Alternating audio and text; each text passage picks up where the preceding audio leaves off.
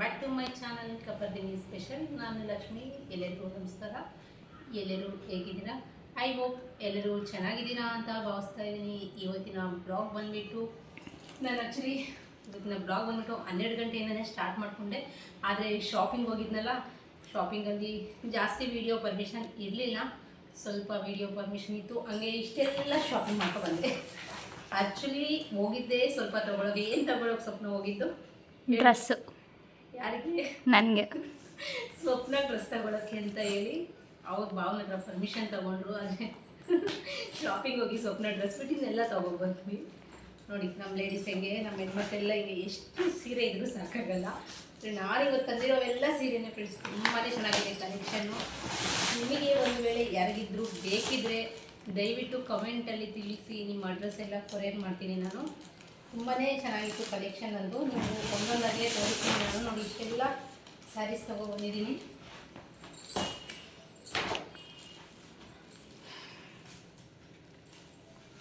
ಸ್ಯಾರೀಸ್ ಎಲ್ಲ ನೋಡೋಕ್ಕೂ ಮುಂಚೆ ನಾನು ನಿನ್ನೆ 5 ಗಂಟೆಗೆ ಶಾರ್ಪ್ 5 ಗಂಟೆಗೆ ಉಪ್ಸಾರು ರಾಗಿ ಮುದ್ದೆ ರೆಸಿಪಿಯನ್ನು ಕಂಪ್ಲೀಟ್ ವಿಡಿಯೋ ನಿಮ್ಮೆಲ್ಲರ ಜೊತೆ ಶೇರ್ ಮಾಡ್ಕೊತೀನಿ ಅಂತ ಹೇಳಿದ್ದೆ. ಹಾಗಾಗಿ ಆ ವಿಡಿಯೋನ ಪ್ರೋಸೆಸ್ ನೋಡೋಣ. ರೆಸಿಪಿ ಪ್ರೋಸೆಸ್ಸು ಮೊದಲಿಗೆ ನಾನು ಒಂದು ಕುಕ್ಕರು ತೊಗೊಂಡ್ಬಿಟ್ಟು ಅದಕ್ಕೆ ಹುರುಳಿಕಾಳು ಸೇರಿಸ್ಕೊತಾ ಇದ್ದೀನಿ. ಒಂದು ಮೀಡಿಯಮ್ ಸೈಜ್ ಕಪ್ಪಲ್ಲಿ ಒಂದು ಅರ್ಧ ಕಪ್ಪಷ್ಟು ಹುರುಳಿಕಾಳು ಸೇರಿಸ್ಕೊತಾ ಇದ್ದೀನಿ. ನಾವಿಲ್ಲಿ ಒಂದೇ ಟೈಮ್ಗೆ ಮಾಡ್ಕೊಳ್ತಿರೋದು ಈ ಉಪ್ಸಾರು ರೆಸಿಪಿ. ಹಂಗಾಗ್ಬಿಟ್ಟು ಅರ್ಧ ಬೌಲಷ್ಟು ಹುರುಳಿಕಾಳನ್ನು ನೀಟಾಗಿ ಫ್ರೈ ಮಾಡ್ಕೊಳ್ಳೋಣ.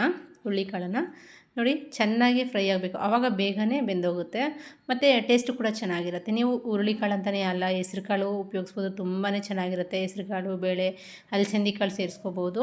ಇನ್ನು ಚೆನ್ನಾಗಿ ಫ್ರೈ ಆಗಿದೆ ನೋಡಿ. ಇವಾಗ ಒಂದು ಗ್ಲಾಸಷ್ಟು ನೀರನ್ನು ಸೇರಿಸ್ಕೊಂಡು ಅದಕ್ಕೆ ಒಂದು ಟೊಮೊಟೊ ಹಣ್ಣು ಸೇರಿಸ್ಕೊಂಡ್ಬಿಟ್ಟು 1-2 ವಿಜಿಲ್ ಕೂಗಿಸ್ಕೊಳ್ಳೋಣ. ಇನ್ನು ಅಷ್ಟರಲ್ಲಿ ನಾನು ಹೀರೆಕಾಯಿ ಕೂಡ ಕಟ್ ಮಾಡಿ ತೊಗೊಂಡಿದ್ದೀನಿ. ಇಲ್ಲಿ ತೋರಿಸ್ತಾ ಇದ್ದೀನಿ ನೋಡಿ. ನಾನು ಚಿಕ್ಕ ಚಿಕ್ಕದಾಗಿ ಕ್ಯೂಬ್ಸ್ ಥರ ಕಟ್ ಮಾಡ್ಕೊಂಡಿದ್ದೀನಿ. ಅರ್ಧ kg ಹೀರೆಕಾಯಿಯನ್ನು ಉಪಯೋಗಿಸಿದ್ದೀನಿ ನಾನು.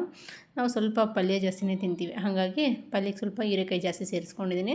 ಹೀರೆಕಾಯಿ ಕ್ವಾಂಟಿಟಿ ಜಾಸ್ತಿ ಇದೆ, ಹುರುಳಿಕಾಳು ಕ್ವಾಂಟಿಟಿ ಸ್ವಲ್ಪ ಕಮ್ಮಿ ಇದೆ.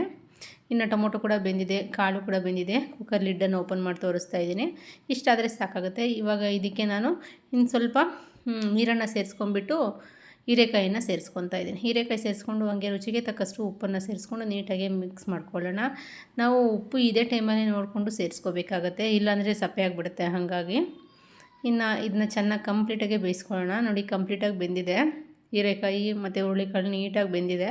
ಇಷ್ಟಾದರೆ ಸಾಕಾಗುತ್ತೆ. ಇವಾಗ ಸ್ಟವನ್ನು ಆಫ್ ಮಾಡಿಬಿಟ್ಟು ಒಂದು ಸ್ಟೇನರ್ಗೆ ಹಾಕಿ ಸೋದಿಸ್ಕೊಬಿಡೋಣ. ನೋಡಿ ಒಂದು ಸ್ಟೇನರ್ಗೆ ಸೇರಿಸ್ಕೊಳ್ತಾ ಇದ್ದೀನಿ. ಇಷ್ಟೇ, ತುಂಬಾ ಈಸಿಯಾಗಿ ಹುರುಳಿಕಾಳು ಹೀರೆಕಾಯಿ ರೆಡಿಯಾಗೋಯ್ತು. ಹಾಗೆ ಇನ್ನು ಖಾರ ಬೇಕಲ್ವ ನಮಗೆ, ರೆಡ್ ಚಟ್ನಿ ಬೇಕಲ್ವಾ ಉಪ್ಸಾರಿಗೆ. ಹಾಗಾಗಿ ರೆಡ್ ಚಟ್ನಿಗೆ ನಾನು ಇಲ್ಲೊಂದು 10 ಒಣಮೆಣ್ಸಿನ್ಕಾಯಿನ ಸ್ವಲ್ಪ ಡ್ರೈ ರೋಸ್ಟ್ ಮಾಡಿಕೊಂಡು ಮತ್ತು ಸ್ವಲ್ಪ ಎಣ್ಣೆಯನ್ನು ಸೇರಿಸ್ಕೊಂಡು, ಒಂದು ಚಮಚದಷ್ಟು ಎಣ್ಣೆಯನ್ನು ಸೇರಿಸ್ಕೊಂಡು ನೀಟಾಗಿ ಫ್ರೈ ಮಾಡ್ಕೋಬೇಕಾಗತ್ತೆ. ಹಸಿ ಸ್ಮೆಲ್ಲೆಲ್ಲ ಹೋಗಬೇಕಾಗತ್ತೆ. ನೋಡಿ ಈ ಥರ ಕಲರ್ ಚೇಂಜ್ ಆದಮೇಲೆ ಇದನ್ನು ಡೈರೆಕ್ಟಾಗಿ ಒಂದು ಮಿಕ್ಸರ್ ಜಾರ್ಗೆ ಸೇರಿಸ್ಕೊಳ್ತಾ ಇದ್ದೀನಿ. ಇವಾಗ ಹಸಿ ಕಾಳುಮೆಣಸು, ಇದನ್ನೇ ನಾನು ಫ್ರೈ ಮಾಡಿಲ್ಲ. ಹಾಗೆ ಹಸಿ ಜೀರಿಗೆ, ಇದನ್ನು ಕೂಡ ನಾನು ಫ್ರೈ ಮಾಡಿಲ್ಲ. ಇದು ಒಂದು ಅರ್ಧ ಚಮಚ. ಹಾಗೆ ಬೆಳ್ಳುಳ್ಳಿ ಮೀಡಿಯಮ್ ಸೈಜ್ದು ಒಂದು ಸ್ವಲ್ಪ ಒಂದು ಸಣ್ಣ ಗೋಳಿ ಗಾತ್ರದಷ್ಟು ಹುಣಸೆ ಹಣ್ಣನ್ನು ಸೇರಿಸ್ಕೊತಾ ಇದ್ದೀನಿ. ಹಾಗೆ ರುಚಿಗೆ ತಕ್ಕಷ್ಟು ಉಪ್ಪು, ಒಂದು ಸ್ವಲ್ಪ ಕೊತ್ತಂಬರಿ ಸೊಪ್ಪು. ನೋಡಿ ಮಿಕ್ಸಿ ಜಾರಿಗೆ ತುಂಬಾ ಕಷ್ಟ ಆಯಿತು ನನಗೆ ರುಬ್ಕೊಳ್ಳೋಕ್ಕೆ. ಸ್ವಲ್ಪ ಜಾಸ್ತಿ ಕ್ವಾಂಟಿಟಿಯಲ್ಲಿ ತಗೊಂಡಿಲ್ಲ. ಸ್ವಲ್ಪ ನೀರನ್ನು ಸೇರಿಸ್ಕೊಳ್ಳಿ. ನಾನು ಬೈ ಮಿಸ್ಟೇಕಾಗಿ ಮಾಮೂಲಿ ನೀರು ಸೇರಿಸ್ಕೊಂಡ್ಬಿಟ್ಟಿದ್ದೀನಿ. ನೀವು ಕಾಳು ಬೇಯಿಸ್ಕೊಂಡಿದ್ದೀವಲ್ಲ ಆ ನೀರನ್ನು ಸೇರಿಸ್ಕೊಂಡು ನುಣ್ಣಗೆ ರುಬ್ಕೊಳ್ಳೋಣ. ಇನ್ನೂ ನುಣ್ಣಗಾಗಬೇಕು, ಆದರೆ ನನಗೆ ರುಬ್ಕೊಳ್ಳೋಕೆ ತುಂಬ ಕಷ್ಟ ಆಗ್ತಾಯಿತ್ತು, ಏಕೆಂದರೆ ಸ್ವಲ್ಪ ಆಯಿತು ಮಿಕ್ಸರ್ ಜಾರಲ್ಲಿ. ನಮ್ಮ ಮನೆಗೆ ಇದೆ ಸಣ್ಣ ಮಿಕ್ಸರ್ ಜಾರು, ಹಾಗಾಗಿ ಇಷ್ಟು ರುಬ್ಕೊಂಡಿದ್ದೀನಿ.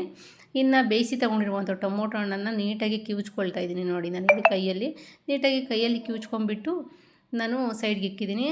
ಮತ್ತು ನಾವು ಖಾರ ಏನು ರುಬ್ಕೊಂಡಿದ್ವಲ್ಲ ಕೆಂಪು ಚಟ್ನಿ, ಆ ಮಿಕ್ಸರ್ ಜಾರ್ಗೆ ಉಪ್ಸಾರು ನೀರನ್ನು ಸೇರಿಸ್ಕೊತಾ ಇದ್ದೀನಿ. ಅಂದರೆ ಕಾಳು ಪಲ್ಯ ಬೇಯಿಸ್ಕೊಂಡಿದ್ವಲ್ಲ, ಅಂದರೆ ಕಾಳು ಹೀರೆಕಾಯಿ, ಆ ನೀರನ್ನು ಮಿಕ್ಸರ್ ಜಾರ್ಗೆ ಸೇರಿಸ್ಕೊಂಡಿದ್ದೀನಿ. ಮತ್ತು ಟೊಮೊಟೊ ರಸವನ್ನು ಕೂಡ ಅದಕ್ಕೆ ಸೇರಿಸ್ಬಿಟ್ಟಿದ್ದೀನಿ. ಅಂದರೆ ಕುಕ್ಕರಲ್ಲಿರುವಂಥ ನೀರಿಗೆ ಸೇರಿಸ್ಕೊಂಡ್ಬಿಟ್ಟು ಹಾಗೆ ಮಿಕ್ಸರ್ ಜಾರ್ಗೆ ಆ ನೀರನ್ನು ಹಾಕ್ಬಿಟ್ಟು ನೀಟಾಗಿ ಮಿಕ್ಸ್ ಮಾಡಿ ಎಲ್ಲ ಕುಕ್ಕರ್ಗೆ ಸೇರಿಸ್ಕೊಂಡಿದ್ದೀನಿ. ಎಲ್ಲನೂ ಕಾಳು ಬೇಯಿಸ್ಕೊಂಡಿದ್ದೀವಲ್ಲ ಅದೇ ನೀರನ್ನೇ ಉಪಯೋಗಿಸ್ಬೇಕು, ಟೊಮೊಟೊಗಾಗಲಿ ಹಾಗೆ ಮಿಕ್ಸರ್ ಜಾರ್ಗಾಗಲಿ. ಇನ್ನು ರಸಮ್ ರೆಡಿ ಆಗೋಯಿತು, ಅಂದರೆ ಉಪ್ಸಾರು ಸಾರು. ಇನ್ನು ಪಲ್ಯಕ್ಕೆ ನಾನು ಮಾಮೂಲಿಯಾಗಿ ಒಂದು ಕಡಾಯಿ ತೊಗೊಂಬಿಟ್ಟು 1 ಚಮಚ ಎಣ್ಣೆ ಸೇರಿಸ್ಕೊಂಡ್ಬಿಟ್ಟು ಕಡಲೆಬೇಳೆ, ಉದ್ದಿನಬೇಳೆ, ಜೀರಿಗೆ, ಸಾಸಿವೆಯನ್ನು ಸೇರಿಸ್ಕೊಂಡಿದ್ದೀನಿ. ಎಲ್ಲ ಅರ್ಧ ಚಮಚ. ಹಾಗೆ ಮೀಡಿಯಮ್ ಸೈಜ್ದು ಒಂದು ಬೆಳ್ಳುಳ್ಳಿ, ಮೀಡಿಯಮ್ ಸೈಜ್ದು ಒಂದು ಈರುಳ್ಳಿಯನ್ನು ಸೇರಿಸ್ಕೊಂಡಿದ್ದೀನಿ.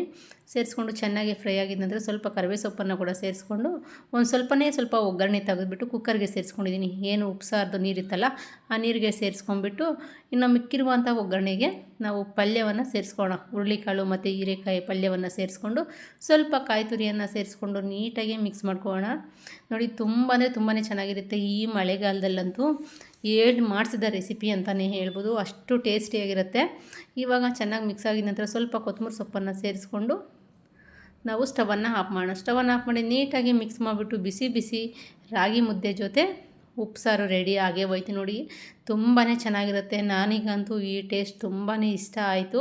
ಈ ಮೆಥಡಲ್ಲಿ ಒಮ್ಮೆ ಮಾಡಿ ನೋಡಿ. ಇವಾಗ ಸರ್ವ್ ಮಾಡ್ಕೊತಾ ಇದ್ದೀನಿ. ರಾಗಿ ಮುದ್ದೆ ಜೊತೆ ಉಪ್ಸಾರನ್ನು ಸೇರಿಸ್ಕೊಂಡಿದ್ದೀನಿ.